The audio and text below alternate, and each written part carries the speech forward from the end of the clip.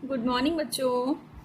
EVS में आज हम एक नया चैप्टर स्टार्ट करेंगे, चैप्टर नंबर 9। और चैप्टर नंबर 9 का क्या नाम है? Food preservation. देखो स्पेलिंग देखो आप इसकी, PRESERVATION,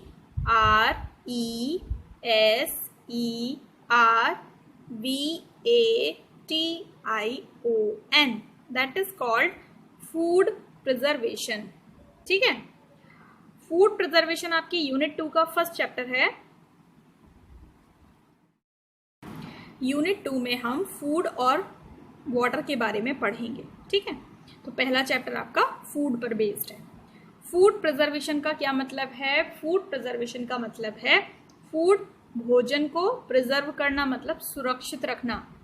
देखो जो भी चीज खाने की होती है वो एक समय के बाद खराब हो जाती है। जैसे सब्जियां हैं, फल हैं, या घर में मम्मी पराठा रोटी सब्जी जो भी बनाती हैं, आप देखो अगर आपके घर में फ्रिज ना हो तो वो सुबह का बनाया हुआ शाम तक खराब हो जाता है, दूध भी खराब हो जाता है। सारी चीजें हैं, सारी सब्जियां, सारे फल, खेतों में जो भी पैदा होता है, जो भी अपने घर में पकाया जाता है, वो सब कुछ खराब हो जाता है। अब इतनी जल्दी अगर चीजें खराब होंगी तो फिर उन चीजों को हम एक शहर से दूसरे शहर कैसे पहुंचा पाएंगे? सोच के देखो कि अगर फल हैं, ठीक है, जैसे सेब हैं, कश्मीर में आते हैं। अब सेब मान लीजिए 2 दिन में खराब हो जाएंगे। अब कश्मीर से सेबों को जाना है केरल। अब कश्मीर से केरल कितना दूर है? बहुत दूर है। तो वहां तक जाते जाते 3 दिन लग जाएंगे, मान के चलो। 3 दिन में तो सेब खराब हो जाएंगे। तो अब केरल वाले तो सेब खा ही नहीं पाएंगे कभी भी। तो इसके लिए क्या करें? तो इसके लिए हम लोगों ने ऐसी बहुत सारी टेक्निक्स जो हैं वो बनाई हैं, जिनकी हेल्प से हम क्या कर सकते हैं, फूड को प्रिजर्व कर सकते हैं कुछ दिनों के लिए और ज़्यादा। जैसे दूध है, दूध हमारे घर में आता है, हम उसको फ्रिज में रख देते हैं, तो फ्रिज में रखने के बाद दूध जो है वो 2 या 3 दिन चल जाता है।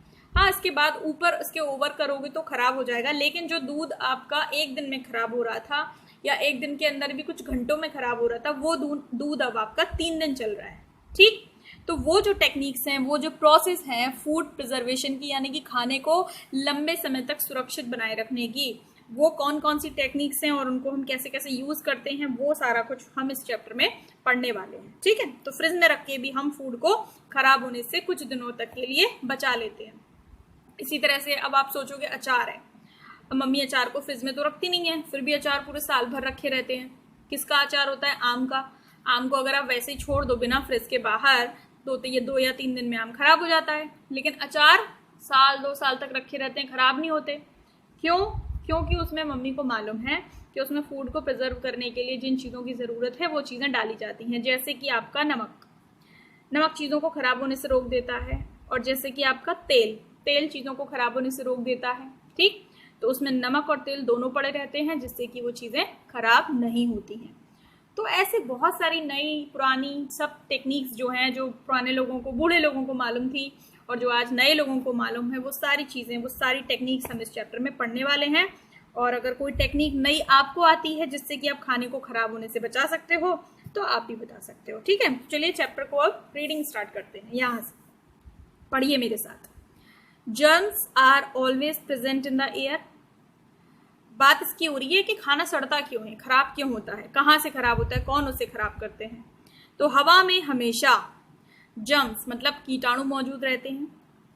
They include bacteria and fungi. अच्छा, जर्म्स में क्या क्या होते हैं? अगर बोलें जर्म्स मौजूद है, एयर हैज जर्म्स, हवा में जर्म्स होते हैं। जर्म्स में क्या होते हैं?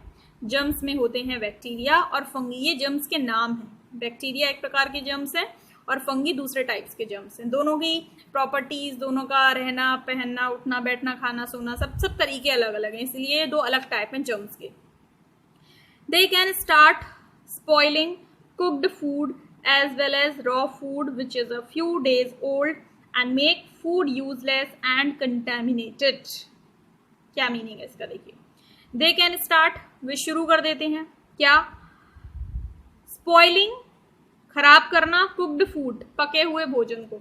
जो बैक्टीरिया और जो फंगी हैं, जो जर्म्स हैं, वो क्या करते हैं? वो पके पकाए भोजन को सड़ाना या खराब करना शुरू कर देते हैं। As well as raw food. अच्छा, ना केवल कुक्ड फूड को वो खराब करते हैं, बल्कि एज वेल एज का मतलब के अतिरिक्त, इसके अतिरिक्त वो रॉ फूड, जो कच्चा भोजन है, जैसे कच्ची सब्जी है या कच्चे फल हैं, उनको भी खराब करना शुरू कर देते हैं। Which is a few days old, जो कुछ दिन पुराने हैं। गेहूं भी कुछ दिन पुराना है, सड़ जाएगा। चावल भी कुछ दिन पुराने हैं, सड़ जाएंगे अगर आप उसको केयरफुली नहीं टैकल कर रहे हो, केयरफुली नहीं रख रहे हो तो। एंड मेक फूड यूजलेस, और जब ये सड़ जाते हैं तो खाने लायक नहीं रहते, तो खाना कैसा हो जाता है, यूजलेस हो जाता है। एंड कंटैमिनेटेड, कंटैमिनेटेड एक शब्द है, बहुत इंपॉर्टेंट है, बहुत जगह आपको यूज में आएगा। इसका मतलब होता है मिलावट वाला, सड़ा हुआ, प्रदूषित, यानी कि भोजन यूजलेस हो जाता है और कंटैमिनेटेड हो जाता है, मिलावटी हो जाता है। अब आप, वो सड़ चुका है, वो खराब हो चुका है, प्रदूषित हो चुका है, अब आप उसे खा नहीं सकते हो। That is why it is very important, इसलिए, दैट इज वाई का मतलब इसलिए, इट इज वेरी इंपॉर्टेंट, ये बहुत जरूरी है, टू ईट फ्रेश फूड, कि आप कैसा खाना खाएं, ताजा खाना खाएं, फ्रेश फूड खाएं। ठीक, क्यों? क्योंकि अगर वो खाना स्टोर्ड है, मतलब कई दिनों का पैकेट में बंद है, तो पॉसिबल है कि उस खाने में बैक्टीरिया और फंगी का अटैक हो गया हो और आपको पता ना चलता हो, वो कंटेमिनेटेड हो गया हो और आप उसे खा लें, और खाने के बाद फिर वो बैक्टीरिया और फंगी आपके बॉडी में अंदर चले जाएंगे, आपको बीमार कर देंगे। इसलिए बोला जाता है कि हमेशा फ्रेश फूड खाना चाहिए। आपको लगता है कि हमें तो पता लग जाएगा अगर वो खराब होगा, तो हाँ, कई बार ऐसा होता है कि अगर कोई चीज़ सड़ी है, खराब है, तो पता लग जाती है, और कई बार ऐसा होता है कि वो सड़ चुकी होती है लेकिन पता नहीं लगती है, वो कंटेमिनेटेड हो जाती है, यानी कि देखने में वो ठीक लग रही है लेकिन अगर आप खाओगे डेफिनेटली आप बीमार पड़ जाओगे। इसलिए हमेशा कैसा खाना है, फ्रेश फूड खाना है, क्योंकि उसकी संभावना खराब होने की बहुत कम होगी। रॉ फूड्स, जो कच्चे फल, जो कच्चे जो भोजन है, जैसे सब्जी हैं, like vegetables and fruit, should also be properly washed before eating. तो सब्जियां और फलों को बहुत अच्छे से खाने से पहले धोना चाहिए। क्यों धोना चाहिए? क्योंकि हो सकता है उन पर जर्म्स ने अटैक कर दिया हो, उन पर बैक्टीरिया और फंगी चिपके हों, तो अगर आप उन्हें पानी से अच्छे से वॉश कर लेंगे तो वो बैक्टीरिया और फंगी उसको छोड़कर भाग जाएंगे। They should not be left open for days, बहुत ज़्यादा दिनों तक इनको खुले में नहीं छोड़ देना चाहिए। ठीक, कि बहुत ज़्यादा दिन हो गए हैं और सब्जियां और फल ऐसे ही खुले आपकी डाइनिंग टेबल पर या किचन में ऐसे ही पड़े हुए हैं, क्योंकि ऊपर से उस पर बैक्टीरिया और फंगी अटैक कर देते हैं। When we cook our food, जब हम अपने खाने को पकाते हैं तब क्या होता है, germs like bacteria and fungi present in it are killed। तो जब हम खाने को पकाकर खाते हैं, खाने को पकाकर खाने से क्या होता है कि उसमें जो बैक्टीरिया और जो फंगी होते हैं वो मर जाते हैं। आप खाने को पकाओगे, गैस पर चढ़ाओगे, गर्म पानी डालोगे, तो उसकी वजह से वो मर जाते हैं। But if this cooked food is left lying around, अगर आपने बने बनाए खाने को, पके हुए खाने को ऐसे ही छोड़ दिया, इज लेफ्ट लाइंग अराउंड, अपने आसपास ऐसे ही पड़ा हुआ छोड़ दिया, तो it can again be attacked by these germs and get spoiled. तो it can again be attacked. देखो, मैं आपको पैसिव वॉइस सिखा रही हूँ और इसमें आ गया पैसिव वॉइस आपका। It can again be attacked, इस पर आक्रमण किया जा सकता है। किसके द्वारा? पैसिव वॉइस में किसी के द्वारा आता है ना, तो बाय दीज जर्म्स, किन के द्वारा? इन कीटाणुओं के द्वारा। भोजन पर कीटाणुओं के द्वारा आक्रमण किया जा सकता है। इट कैन अगेन, दोबारा से, B attacked by these germs and get spoiled, और ये क्या हो सकता है? इट कैन गेट स्पॉइल्ड, ये दोबारा से खराब हो सकता है। देखो क्या कह रहे हैं यहाँ पर, कि अगर आप कच्ची सब्जियों को बाहर खुला छोड़ देंगे तो एक बार को कोई इतनी प्रॉब्लम नहीं है, क्योंकि जब आप उन्हें पकाकर खाओगे तो उसमें जो बैक्टीरिया और जर्म्स होंगे वो मर जाएंगे। लेकिन अगर आप पके हुए खाने को ऐसे ही खुला छोड़ दोगे तो प्रॉब्लम है। क्यों? क्योंकि फिर उसमें बैक्टीरिया और जर्म्स का अटैक हो जाएगा। फिर आप क्या करोगे? अब देखो, ये पिक्चर देखो, ये ब्रेड की पिक्चर है और इस ब्रेड पे ऊपर फंगी लगी हुई है, फंगस लगी हुई है। अब आपको अब भी दिखाई दे रही है, ये जूम करके दिखाई है इसलिए, लेकिन वैसे आपको दिखाई नहीं देगी। आप फंगी लगी हुई ब्रेड खा जाओगे। और ब्रेड आप कितनी पुरानी खाते हो? पहले तो आप दुकान से ही देख के नहीं लाते हो, 3 दिन पुरानी, 4 दिन पुरानी, 5 दिन पुरानी, उस पर डेट लिखी होती है ब्रेड पर, आप देखते ही नहीं हो। ऊपर से आप घर में भी उसको 3, 4, 5, 6 दिन रख के खाते रहते हो और उसमें लग जाती है फंगी जो आपको दिखाई नहीं पड़ती, तो ब्रेड कैसी हो गई? कंटेमिनेटेड हो गई। तो अगली बार जब भी कभी भी घर में आपके ब्रेड आए उसके ऊपर देखना एक डेट लिखी होती है और उस पर ये लिखा होता है यूज बाई इतने इतने तारीख तक। तो यानी कि ब्रेड जो जहाँ से बनकर आई है वो लोग ये बोल रहे हैं कि इस ब्रेड को इतने दिन तक, इस तारीख तक ख़त्म कर देना, इसके बाद ये कंटेमिनेटेड हो जाएगी। और आप अपने घर में उसको रखे रहते हो 2 दिन 3 दिन 4 दिन, है ना। तो ये आपको नहीं करना है, क्योंकि ब्रेड की जो फंगी होती है, ब्रेड की जो बैक्टीरिया होते हैं वो आपको दिखाई नहीं पड़ते हैं। आप खा जाते हो ऐसे ही, फिर आप बीमार पड़ जाते हो, आपको फूड पॉइजनिंग हो जाती है। आगे देखो, effects of eating spoiled food. अगर खाना स्पॉइल्ड है, अगर खाना सड़ चुका है और आपने किसी भी कारण से, चाहे आपको मालूम नहीं है, चाहे आपने लापरवाही दी या आपकी मजबूरी है, किसी भी कारण से आपने वो सड़ा हुआ खाना खा लिया, तो उसका प्रभाव क्या होगा। Spoiled food also causes food poisoning. सड़ा हुआ खाना खाने से आपको फूड पॉइजनिंग हो सकती है। फूड पॉइजनिंग का मतलब खाना आपके शरीर में जहर बन जाएगा। आपको उल्टियाँ होंगी, आपको लूज मोशन होंगे, आपको पेट में दर्द होगा। तो ये शिकायत फूड पॉइजनिंग की हो जाती है। Food poisoning can cause abdominal pain. देखो, एब्डोमिनल मतलब पेट का दर्द। तो फूड पॉइजनिंग से क्या हो सकता है, उदर संबंधी, है ना, एब्डोमिनल मतलब पेट से संबंधित दर्द हो सकता है, डायरिया हो सकता है, वॉमिट हो सकती है और आपको फीवर आ सकता है। बताया ना मैंने कि अगर आपको फूड पॉइजनिंग हो जाएगी तो क्या क्या प्रॉब्लम्स आ जाएंगी। पेट में दर्द, जो अक्सर आप लोगों के बना ही रहता है। आप लोग हर 2-3 दिन में बोलते हो मम्मी से कि मेरे पेट में दर्द हो रहा है। कारण आप पैकेट वाला फूड खाते हो ना, और पैकेट वाला फूड तो फ्रेश होता नहीं है, वो तो कई कई दिनों का रखा होता है। अब वो बैक्टीरिया अटैक्ड है या नहीं, कंटामिनेटेड है या नहीं, ये तो आप ही जान सकते हो, आप खाते हो तो। लेकिन संभावना है कि वो कंटामिनेटेड हो, और अगर आप कंटामिनेटेड या स्पॉइल्ड फूड खाओगे तो फूड पॉइजनिंग होगा। अब किसी को ज़्यादा हो जाता है, किसी को कम होता है। तो आपको दर्द हो सकता है, डायरिया, लूज मोशन हो सकते हैं, वॉमिट, उल्टियाँ हो सकती हैं, या आपको बुखार हो सकता है। It causes diseases like dysentery, typhoid, cholera and some cases could even lead to death।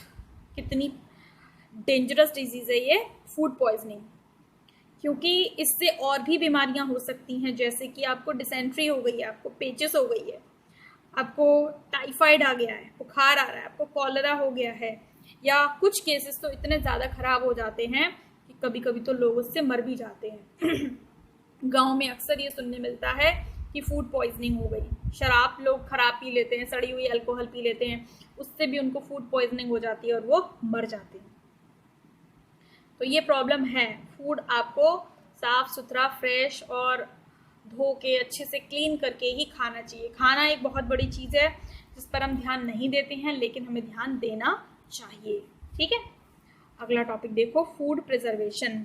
अब बात आ गई ना कि फूड फ्रेश होना चाहिए। अगर फ्रेश नहीं है तो फूड को प्रिजर्व किया जाता है, यानी कि फूड को सुरक्षित तरीके से रखने की कोशिश की जाती है लंबे समय तक। क्या है food preservation? It is defined as the process by which certain foods like fruits and vegetables are prevented from getting spoiled. Food preservation एक process है. It is a process by which, जिसके द्वारा certain foods, कुछ भोजन जैसे कि फल, जैसे कि सब्जियां, उनको रोका जाता है, are prevented। अब ये सब आपका, जहां पर भी आपको वर्ब की थर्ड फॉर्म दिखाई दी जाए, सब पैसिव वॉइस चलता है। इज आर एम लगा है और वर्ब की थर्ड फॉर्म लगी है, पैसिव वॉइस है। कौन सा? प्रेजेंट इंडेफिनिट का। यानी कि फलों और सब्जियों को रोका जाता है फ्रॉम गेटिंग स्पॉइल्ड, सड़ने से। ऐसी प्रोसेस जिसकी मदद से फलों और सब्जियों को सड़ने से रोका जाता है, उस प्रोसेस को हम फूड प्रिजर्वेशन कहते हैं। By preserving food the colour, taste and nutritive value are maintained. अच्छा, जब हम ऐसी कोई प्रोसेस करते हैं जिसमें हम फूड को प्रिजर्व करते हैं, तो ये ध्यान रखा जाता है कि जो फूड का ओरिजिनल कलर है, जो उसका टेस्ट है और जो उसकी न्यूट्रिटिव वैल्यू है, यानी कि जो उसमें न्यूट्रिशन है, वो मेंटेन रहे, उसमें कमी ना आए, वो जैसे हैं वैसे ही रहें।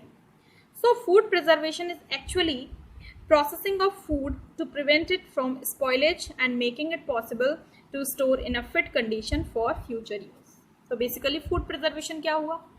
फूड प्रिजर्वेशन का मतलब हुआ प्रोसेसिंग ऑफ फूड, फूड की इस तरह से प्रोसेसिंग करना कि टू प्रिवेंट इट, कि उसे हम रोक पाएं, फ्रॉम स्पॉइलेज, किससे, खराब होने से, एंड मेकिंग इट पॉसिबल, और ऐसा संभव बना पाएं कि to store in a fit condition, कि हम उसे एक फिट कंडीशन में स्टोर कर लें फॉर फ्यूचर यूज, आगे के यूज के लिए। तो फूड प्रिजर्वेशन का क्या मतलब है?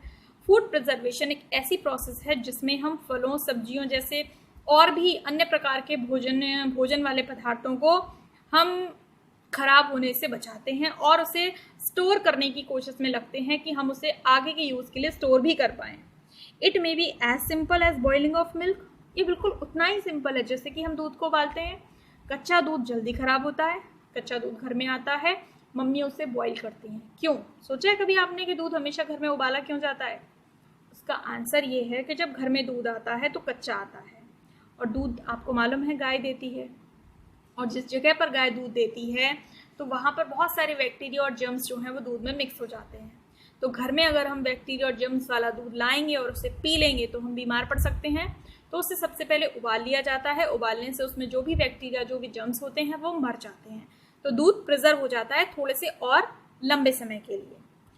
और complicated like pickling of mango और लेमन। तो मतलब जो प्रिजर्वेशन की प्रोसेस है वो उतनी सिंपल भी हो सकती है जितना सिंपल दूध को उबालना है, ठीक, और उतनी कॉम्प्लिकेटेड भी हो सकती है, यानी कि उतनी जटिल भी हो सकती है जितनी जटिल मैंगो और लेमन को, आम और नींबू का पिकल डालना। पिकल का मतलब होता है अचार। तो जिस तरह से सिंपल दूध को उबालना है, दूध को उबाला भी किस लिए जाता है? फूड प्रिजर्वेशन के लिए। और मैंगो और नींबू यानी कि आम और नींबू को पिकल किया जाता है, मतलब उसका अचार डाला जाता है, ये भी एक वर्ब है पिकलिंग। तो वो कॉम्प्लिकेटेड प्रोसेस है, वो इतनी इजी नहीं है ना कि मैंगो आया और हमने फटाफट से उसका एक दिन में अचार डाल दिया, समय लगता है और वो कॉम्प्लिकेटेड भी है। तो फूड प्रिजर्वेशन इजी भी हो सकता है और डिफिकल्ट भी हो सकता है, ठीक है। तो देखते हैं आगे फूड प्रिजर्वेशन को कैसे किया जाता है। Food preservation of raw food, अगर भोजन कच्चा है जैसे कि कच्ची सब्जियां हैं, कच्चे फल हैं, उन्हें कैसे हम प्रिजर्व करेंगे। सबसे पहले क्या करना है, देखो, we should always wash the fruits and vegetables with clean water before eating them. सबसे पहले खाने से पहले क्या करना है, उनको अच्छे से वॉश करना है। किससे? साफ पानी से।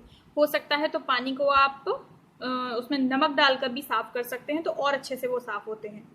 Unwashed fruits and vegetables carry germs which cause disease. अगर आप उनको नहीं धोएंगे, कैसा छोड़ देंगे, अनवॉश छोड़ देंगे, तो वो क्या कर सकते हैं, वो अपने साथ जर्म्स ला सकते हैं, और जर्म्स क्या कर सकते हैं, आपको बीमारी दे सकते हैं, आपको बीमार कर सकते हैं। Peeled and cut fruits and vegetables as well as other foodstuffs which are left uncovered gather germs from the dust and the flies sitting on them. अच्छा, peeled मतलब छिले हुए और cut मतलब कटे हुए। जैसे फल आपको खाने हैं 2 घंटे बाद, और आप अभी से उसको छील कर और काट कर रख दो और सोचो कि मैं 2 घंटे बाद खा लूँगा।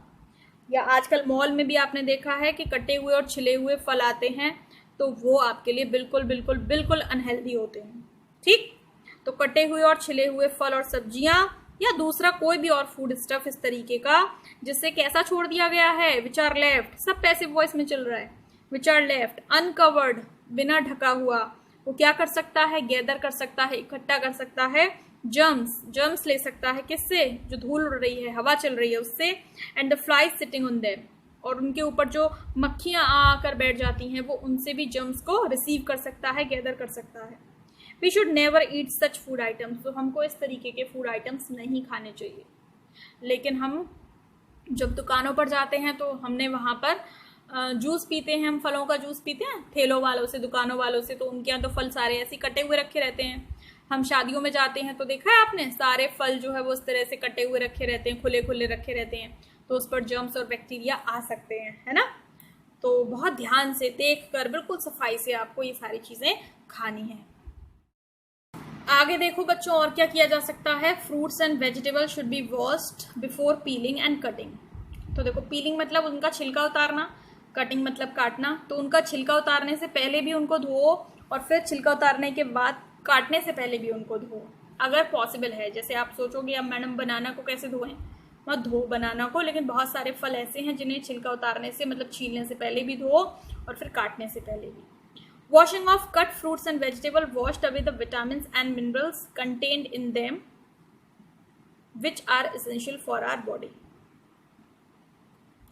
वॉशिंग ऑफ कट फ्रूट्स, अच्छा अगर आप कटे हुए फलों या कटे हुए सब्जियों को धोओगे, यहाँ पर बात हो रही है छीलने से पहले धो और काटने से पहले धो, लेकिन अगर आप कटी कटाई सब्जियों को और फलों को धोओगे तो उससे क्या होता है कि उसमें जो विटामिन हैं, जो उसमें मिनरल्स हैं, जो उसके अंदर हैं, जो हमारी बॉडी के लिए एसेंशियल हैं, ज़रूरी हैं, वो भी कभी कभी धुल जाते हैं। तो कटी कटाई फलों या कटे कटाई सब्जियों को नहीं धोना है, कटने से पहले धोना है। आप उसे छील लें और ऊपर से जितना धो सकते हैं धो लें, अंदर से काटने के बाद आपको उनको नहीं धोना है, ठीक, केवल ऊपर से धोना है, अंदर से नहीं धोना है। धोने का भी मेथड है। आगे देखो, we should always eat fresh fruits and vegetables, हमेशा ताजे फल खाओ, ताजी सब्जियां खाओ, मौसम के फल खाओ, मौसम की सब्जियां खाओ। ये नहीं ना आपको गोभी अच्छा लगता है और गोभी इस मौसम में आता नहीं है तो अब आप गोभी ही खाएंगे, या आपको टमाटर अच्छे लगते हैं तो टमाटर इस मौसम में आते नहीं है तो आपको टमाटर ही खाने हैं। जो मौसम में जो फल आता हो, जो सब्जी आती हो, मौसम के फल और मौसम की सब्जी खाने से ये होता है कि वो ताजे आते हैं।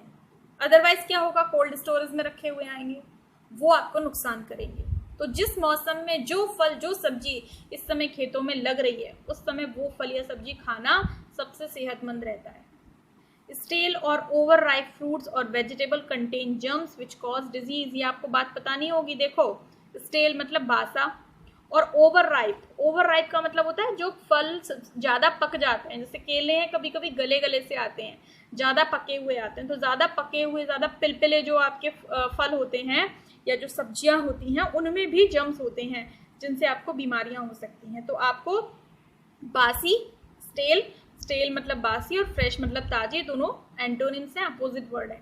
तो आपको बासी और ज़्यादा पके हुए, ओवरराइप मतलब ज़्यादा पके हुए फलों को नहीं खाना चाहिए, क्योंकि उसमें जर्म्स होते हैं और जर्म्स आपको क्या कर सकते हैं, बीमार कर सकते हैं। ठीक है, तो आज चैप्टर हम इतना ही छोड़ देते हैं। इस चैप्टर को आगे हम फिर से कंटिन्यू करेंगे। तो चैप्टर को एक बार अच्छे से पढ़िए और जो भी आपको मानने वाली चीज़ें लगती हैं कि हाँ मुझे आज से ये फॉलो करना है, वो आप फॉलो कीजिए। बाजार से जो भी सामान खरीदिए एक्सपायरी डेट देखकर खरीदिए, एक्सपायरी डेट जिसकी निकल चुकी है उस सामान को मत खरीदिए। जो भी ऑब्जेक्ट्स होते हैं उन पे सब पे लिखा होता है कि उनकी मैन्युफैक्चरिंग डेट कितनी है और उनकी एक्सपायरिंग डेट कितनी है। ठीक है, जैसे अभी एक चीज़ मेरे पास है, देखो मैं आपको दिखाती हूँ। ये मेरे पास कुछ टैबलेट्स हैं, इन पे क्या लिखा हुआ है देखो, आपको दिख रहा हो अगर तो देखो, मैन्युफैक्चरिंग डेट क्या लिखी हुई है इसकी, जून 2020 लिखी हुई है। ठीक है, और इसकी एक्सपायरी डेट कितनी लिखी हुई है, मई 2022, यानी कि अभी 2020 चल रही है और अभी महीना सितंबर चल रहा है। ये जून की टैबलेट है और ये 2022 में मई में एक्सपायर हो जाएगी। अब मैं अगर 2022 के बाद, मई के बाद इसको खाऊंगी तो इसमें जर्म्स आ जाएंगे, तो ये अनहेल्दी हो जाएगी मेरे लिए, मैं इसको खाने से बीमार पड़ सकती हूँ। ठीक है, तो हर चीज़ पर इस तरह से आपको मैन्युफैक्चरिंग डेट उसकी और उसकी एक्सपायरी डेट लिखी होती है। तो एक्सपायरी डेट देखने के बाद ही आप सामान को खरीदें। ठीक है, चलिए, तो अब मैं आपसे लीव लेती हूँ। अगले वीडियो में हम फिर चैप्टर को आगे कंटिन्यू करेंगे। So till then keep watching my video, stay at home, bye bye.